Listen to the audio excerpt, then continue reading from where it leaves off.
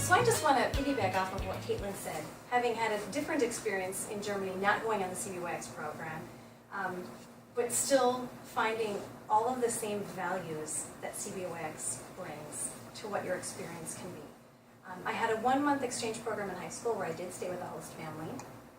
It was a great experience.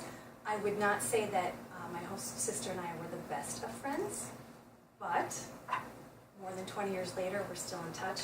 We've all grown up, everything is good, and it was still a fabulous month, and I wouldn't have traded that for anything.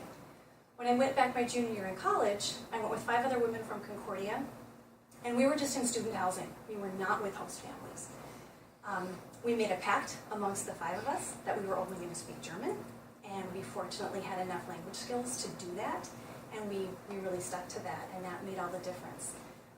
I think that that's something to consider as you go. It is tempting to speak English with other people or speak English with your American peers, but really giving yourself that challenge and sticking to that German language target is very helpful. And it sort of spreads, and people will be less likely to want to speak to you in English if they know that you're just going to speak German all the time. And to make that pact with each other is really helpful, because then you don't feel like someone else is trying to, they're just speaking German, I'm going to speak English, or vice versa. You're just all in it together to learn the language. We lived in student housing, and as wonderful as that was, we made a lot of great friends, we had a wonderful stay, but there's this piece that every time I hear Caitlin and other students talk about their CBYX year, there's this piece that was missing from my year abroad. In particular, Christmas was wonderful. I connected with another friend and we went to Greece for Christmas.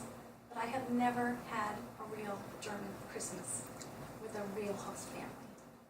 So, if you're chosen and it's December and you're thinking, oh, I just want to go home, or oh, I just want to go travel with my friends, this is your one chance. Seize it and enjoy it. It's beautiful.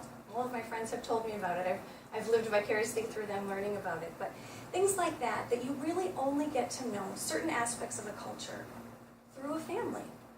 Any of you who are hosting or have hosted, you understand what that relationship is. When a student comes into your home and becomes part of your family, it's not just meeting someone in an office setting or speaking with someone on a bus or a train and learning a little bit about where they come from. You're living side by side and you're continually exchanging ideas, and even without knowing it, you're learning from each other. And when you think about the whole idea of this program is to build the relationships. You're citizen diplomats trying to establish and build this relationship between Germany and America. How best to do that than sitting in living rooms together and kitchen tables and really getting to know and understand one another. And maybe you still don't agree with each other, but you actually understand their perspective now. And that really is so helpful. And it's life-changing. You will come back a different person. So I think that's, just to underscore that it can be difficult. Certainly, people are people, and there are times when it might not be comfortable, but just to know that you have a support system, people will help you, and every day will get better, and you'll get through it, and at the end you'll have this beautiful prize of this wonderful relationship, hopefully, and great friends forever, really. So I just wanted to underscore that host family component and how important that is. The families provide room and board, and so that part of the program is paid for. Your international travel is paid for, and so you might think, yes, this is a full government scholarship program. I'm good, I don't need anything else. But as you heard Caitlin talk about, this test at the end, as she called it, where they did a little traveling, we also want you to be able to have a comfortable year while you're there.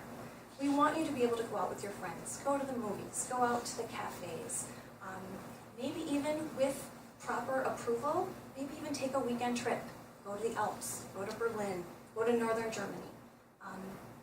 When you're separated out after those first 7 weeks of language school and you're dispersed throughout Germany, maybe you want to get together again with someone who's in another part of the country.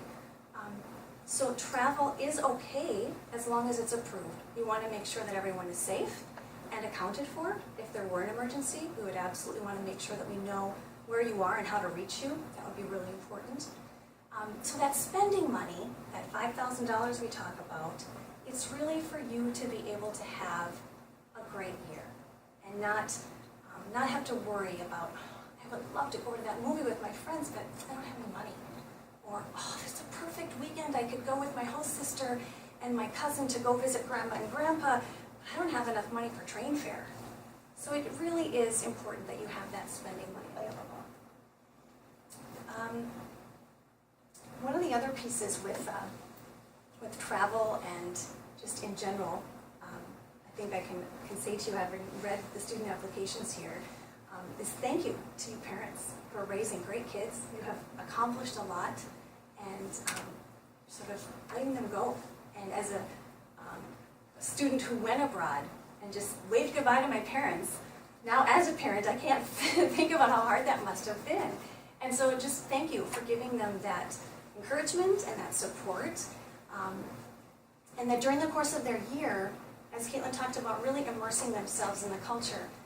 When they make that commitment to go for the year, and they make that commitment to speak German, that they might also get that same reinforcement if they call home, or if they send an email, and they say, oh, I don't know what I'm doing, that you can be the cheerleader, and say, you can do this, and you've got what it takes, and you've got your support system in Germany, and not to just keep calling them every day, are you okay, are you better, are you okay, are you better? Because they are constantly then tugged across that Atlantic Ocean, back and forth, Germany, America, and it's so hard. And so thank you for raising them up and letting them go, and to really help them to experience that year wholeheartedly, full-fledged in Germany. And that everything that's here will be here when they get back. And that you can all remember that as participants as well. Okay, I have a wrap up here.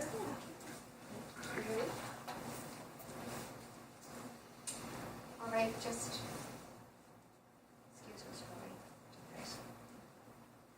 Just again, a little reinforcement of that. If this is a government scholarship, that means our tax dollars are paying for it. What do we want in return? As touched on, we want commitment and dedication to the program. If you should be one of the 25 finalists out of the 100 some that we are interviewing, you say, think about it, make sure this is what you want to do, be prepared to have some fantastic highs, but also know that the lows can be really, really low. That's normal. That's the way it is for whatever you might be doing next year, but it's going to be a little higher as an exchange student and a little lower when you are really down in the dumps. So yes, parents, you get that call, suck it up. You know, that's what we need to hear, that you've decided to do this, and we know you can make it. We have total faith in you, and there is a support system there for you. And so this is what we want back. You go over, you enjoy the benefits. We could talk for hours on the benefits. We don't have that kind of time. But it's like anything. You have to put the work into it to get the benefits out. The learning experience, the tangibles and the intangibles. I just want to talk one thing about the tangibles. And also mentioning that money that some people might think, ooh, $5,000. This can come back easily to you through using your German language skills that you will come back with. And I always say, try clubbing out the college equivalency tests and getting credit for that language. Many of the students, when they return, they test out at their school or the university and are put up in the higher level and get credits then, and can get an automatic, well, some automatic, others, a close German minor at school, which is a pretty inexpensive way of getting college credits. So that's just one of the little paybacks. Otherwise, are there any other questions? No, good. What's next? You're probably wondering. You're at the end.